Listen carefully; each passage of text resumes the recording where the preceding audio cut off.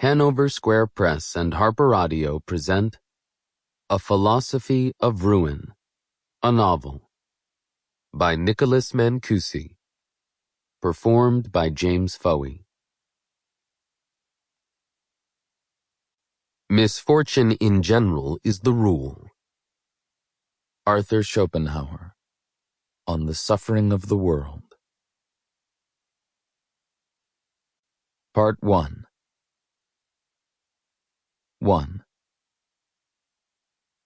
2009. Oscar Boatwright's mother had died in her seat during a flight from Hawaii to California, and his father had been made to sit for 3 hours in the same aircraft as her cooling body.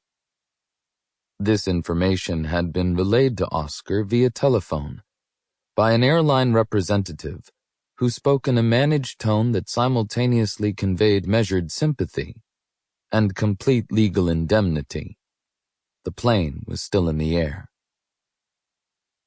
It was an hour drive to the airport, and Oscar decided that the best course of action was to compress his emotions into a small, square feeling in the middle of his solar plexus, to be dealt with as soon as possible, but not until after he had picked up his father.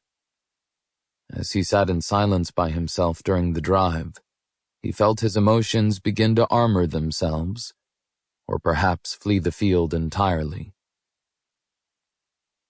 Now Oscar stood at the gate with another airline employee who wore a white short-sleeved shirt with epaulets and golden trim. The man had met Oscar at the terminal and explained several things while Oscar took off his shoes and belt and they walked through security. What he had said was doubtlessly important, but Oscar hadn't listened, or had already forgotten.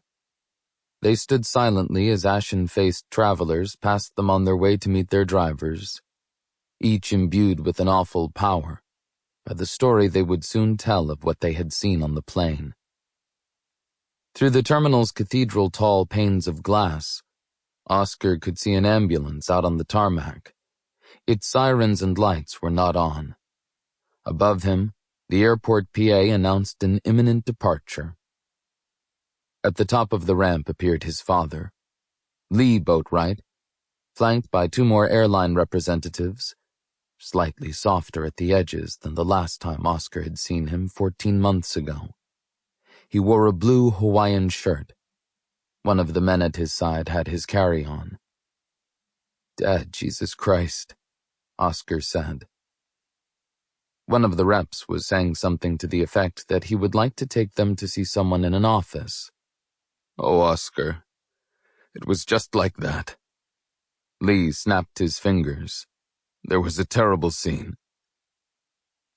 For the rest of the day, Oscar and his father were conveyed through the halls of a nightmarish, half-corporate, half-governmental bureaucracy that in its cold and comprehensive knowledge of all things, such as how deep vein thrombosis attacks the human body, or how lawsuits tended to be fruitless in these scenarios, seemed to contain the truth of the world in total. Violent, indifferent, and almost entirely explicable. While Oscar listened to a doctor and several lawyers explain how they believed his mother had died and their innocence in the matter, he could only marvel at the fact that people could be doing their jobs so effectively at a time like this when people's mothers were dying. What a tremendous gap separates our consciousness, he thought. Finally, the 2 men were delivered onto the curb in the Pacific twilight, along with 2 large pieces of luggage, blue and red, his and hers. In the car, Oscar asked his father why he hadn't told him that they were planning on visiting. In fact, Oscar wasn't even aware of their vacation. As far as he had known, his parents had still been more or less happily ensconced in their split-level ranch in Indiana, the same house in which Oscar had been raised, where his father watched lots of cable news, his mother led a book club with other teachers from the middle school, and they both attended Knights of Columbus functions and played hearts with the Andersons on Thursday nights. "We wanted it to be a surprise," Sample complete. Ready to continue?